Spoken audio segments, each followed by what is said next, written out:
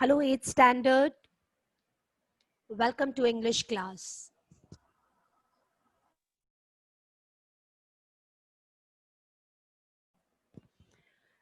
Today we are going to start with Unit 6, the Tarnetra Fair. I think you all must be knowing about Tarnetra Fair because ये गुजरात का है, right? तो सब लोग जानते तो होंगे ही. Have you ever visited this fair? Yeah. Great, very good. अभी तो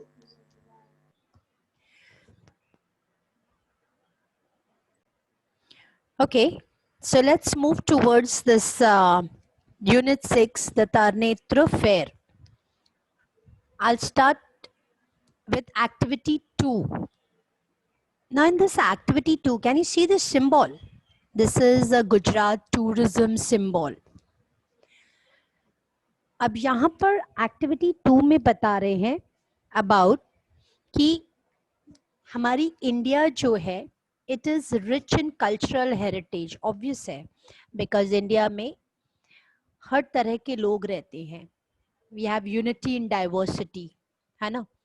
तो ऑब्वियस है कि इंडिया का जो कल्चर जो है वो बहुत रिच है because India is made up of union of states, many states, right. और हर एक स्टेट में एक अलग ही यूनिकनेस होती है.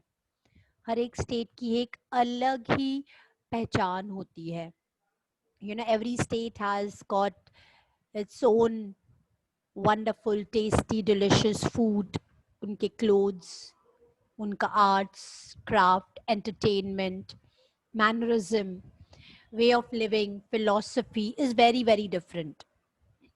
अच्छा, स्टेट के अंदर भी राइट वी हैव डिफरेंट छोटे छोटे से विलेजेस और टाउन्स जो होते हैं उनके भी कुछ अलग डिफरेंट से ही कोई फेस्टिवल्स और फेयर सेलिब्रेशन होता है.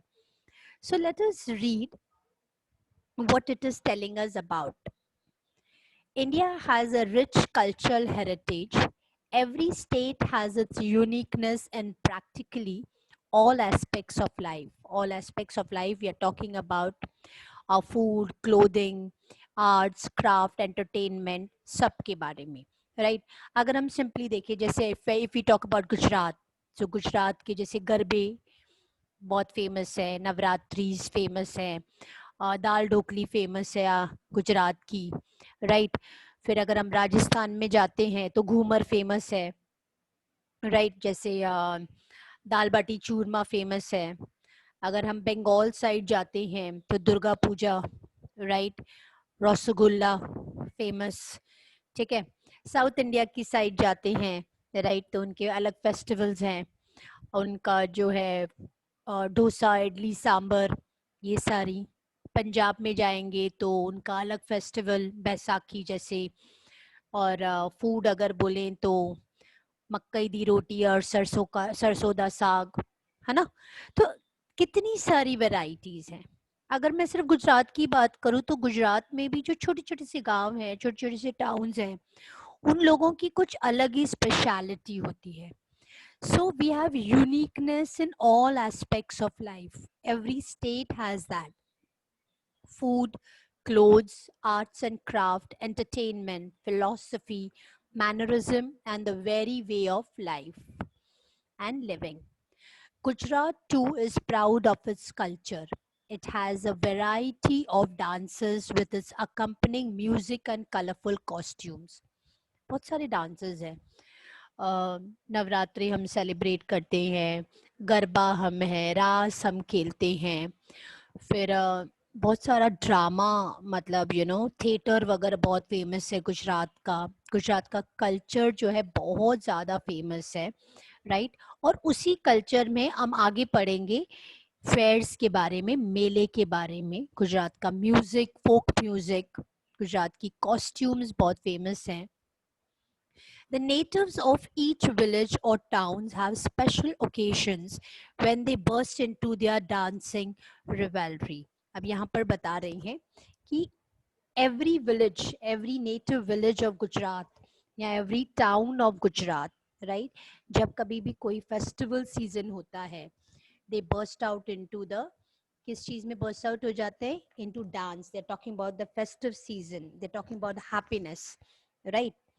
सो let us move. If you think you are prepared to walk out of your mundane experience and free fall into the whirlwind of colors, romance and music, then head for the Tarnetra Fair. अब अगर आप bore हो गए हो अपने experiences से, अपनी life से, मंडन मतलब क्या होता है? डल, ठीक है? बोर हो गए हैं ना हम, ठीक है ना? पूरा दिन घर पर बैठे रहते हैं, स्कूल भी नहीं है, ऑनलाइन क्लासेस सिर्फ चलती रहती हैं, तो चलो आज हम चलते हैं. कहाँ चलते हैं? Let's move towards Tarnetar fair, जहाँ पर full of colours, romance, music, lovely mela, जिसको हम बोलते हैं हमारा तारनेत्र मेला. तो come on, let's all of us move. Imagine yourself कि हम सब जो है तारनेत्र फेयर देखने जा रहे हैं. और ये देखो हम आ गए हमारे तारनेत्र फेयर में. पहले सब लोगों ने अपने अपने अटायर्स अच्छे वाले कलरफुल, तो चलो अब हम चल रहे हैं, ठीक है?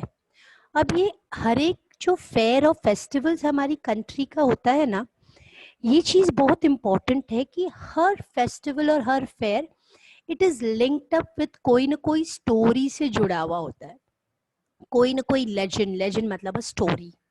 अब ये तारनेत्र फेयर में क्या होता है? ऐसे तो तुम्हें बड़ी फनी लगेंगी ये बातें, but it is a fact कि तारनेत्र फेयर पे पता है लोग जो आते हैं ना, वो घूमने तो आते हैं अपने, जैसे अगर हम जाएंगे तो हम एंजॉय करने जाएंगे, राइट? मज़े करके हम आ जाएंगे, मैरी गो राउंड में बैठेंगे, कुछ शॉपिंग करेंगे, खाएंगे, राइट? डांस करेंगे, राइट? म्यूज़िक सुनेंगे और हम आ जाएंगे.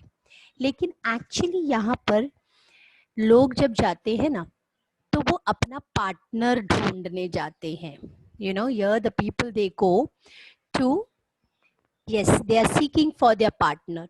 अब लेट्स सी कि ऐसे कैसे, वो क्या होता है. अब based on the legend of Draupadi's Swayamvar, this fair is a celebration of ethnic Gujarat folk dance music, costumes and arts, centered around young tribal men and women seeking marriage partners. हम लोगों ने ये देखा है ना, हम लोगों ने स्टोरीज, और अभी कोविड सिचुएशन में तो हम लोगों ने टीवी में रामायण महाभारत बहुत सारा देख लिया है ना. वी सॉ दैट द्रौपदी की मैरिज के लिए स्वयंवर रचाया गया था. स्वयंवर मतलब she could choose her own husband, right? और बहुत सारे किंग्स वगैरह आए थे, राइट? अब इस फेयर में भी ये गुजरात का फोक डांस म्यूजिक चलता है, डिफरेंट डिफरेंट कॉस्ट्यूम्स आपको दिखाई देती है. और यहाँ के जो young tribal main and women, मतलब वो जो आदिवासी है ना, वो जो लोकल पीपल हैं वहाँ के, वो young men or women, they dress up and they come. And for what purpose they come? They come to seek their marriage partners. वो अपना पार्टनर जो है चूज करने यहाँ पर आते हैं. But even for those not interested in finding a spouse, the romance and excitement in the air is captivating. अब as I said कि सब लोग तो कोई मैरिज पार्टनर्स ढूंढने नहीं आते हैं, स्पाउस मतलब partner, right? But they enjoy the excitement in the air, right? इधर जो फेयर का एक्साइटमेंट जो है वो बहुत ही ज़्यादा अट्रैक्टिव है, कैप्टिवेटिंग है. And every year the fair seems only to grow in popularity, attracting visitors and tourists from Gujarat, elsewhere in India and even abroad. अब हर साल है ना, ये तारनेत्र फेयर जो है ना वो बढ़ता ही जा रहा है. उसकी पॉपुलैरिटी भी बहुत बढ़ रही है.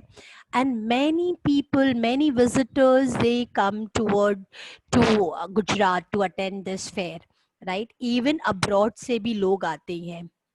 Here, the many colored costumes, glittering ornaments, and free spirited moments of folk dance has all combined to create a memorable scene. अब यहाँ पर you see different costumes, colorful, wonderful costumes, glittering ornaments दिखाई देते हैं, right? Folk dance करते हुए लोग दिखाई देते हैं. और ये सारा कॉम्बिनेशन जो है ना, it creates a wonderful memorable scene, यानी यादगार रहता है. As the dancers surge in waves of circular movement, the instant throbbing of the drums keeps them moving in unison, and drum beats continue throughout the day, even as the dancers change from one group to the next. अब यहाँ पर बता रहे हैं कि जो dancers जो है वेव्स में, सर्कुलर मूवमेंट्स में, ड्रम्स की जो बीट्स है उस पे डांस करते हुए, ड्रम बीट्स में throughout the day they dance and they move from one group to another and they are enjoying themselves. Many kinds of folk dances are performed. By far the most popular is the Ras. और यहाँ पर obviously है हमारी गुजरात में बहुत सारे folk dances. Every state has folk dances, right? And many folk dances. लेकिन अपने स्टेट में रास जो है वो बहुत ज़्यादा पॉपुलर है, in which the dancers hold sticks to clack against those of other dancers. As many as 1 to 200 women perform rastas in a single circle to beat the of 4 drums at a time and tunes of Jodia puffs. You may also see people break out into spontaneous hoodoo. अब यहाँ पर जो है आपको मतलब रास जो है, we all of us know how to play raas, है ना. और स्टिक से जो है वो डांडिया की स्टिक से सर्कुलर मोशन में जो है सर्कुलर पूरा सर्कल बनाते हुए जो है रास खेलते हैं और फिर हुडो भी करते हैं, हुडो भी खेलते हैं. Rabari women of nearby Jhalawar perform the famous circular folk dance Rahadu. The marital status is indicated by their costume. अब यहाँ पर जो लोग आते हैं उनके कॉस्ट्यूम से उनका मैरिटल स्टेटस पता चलता है. मैरिटल स्टेटस कैसे पता चलता है? उनके कॉस्ट्यूम से पता चलता है कि ये मैरिड है और ये अनमैरिड है या बैचलर या स्पिंस्टर्स है. अ black Jimmy that is skirt means she is married. मतलब अगर ब्लैक कलर का घाघरा स्कर्ट अगर पहन कर आवे तो she is married. But if a woman is wearing red skirt, that is red ghagra, it means she has not yet tied a knot. That means she is not married and probably seeking a husband. And here she's come to search for a husband. The potential husbands seeking brides are elegantly dressed in colorful dhotis. और जो husbands जो है जो wife search करने आए हैं यहाँ पर वो भी मतलब कलरफुल धोतीज वगैरह पहन कर आते हैं, right. Artistically designed waistcoat or head cloth twisted at an angle, moving about the fair ground at Tarnetra with striking umbrellas, advertising the bachelorhood they are keen to relinquish. अब वो लोग क्या करते हैं, कलरफुल धोतीज और फिर waistcoat, colourfully artistic design waistcoat पहन कर आते हैं और अम्ब्रेला जो डेकोरेटेड अम्ब्रेला होता है वो डेकोरेटेड अम्ब्रेला लेते हुए और पूरे मेले में जो है घूम रहे होते हैं एंड अपना बैचलरहुड बताने के लिए that we are not married, they are keen to relinquish मतलब they want to give up their bachelorhood and they want to get married. Can you see this? इस तरह डेकोरेट होकर जो है आते हैं. Wow, wonderful fair. Numerous sadhus and bhajan mandalis, that is religious music groups, are engrossed in singing continuously, accompanied by folk instruments. As I said, कि सिर्फ यहाँ पर जिनको मैरिज करनी होती है वो लोग ही नहीं आते हैं, काफ़ी सारे विजिटर्स इधर घूमने भी आते हैं और बहुत सारे साधुज और भजन मंडलीज भी आती हैं जो यहाँ पर music, religious music that is bhajan वगैरह गाकर और बहुत इंजॉय करते हैं.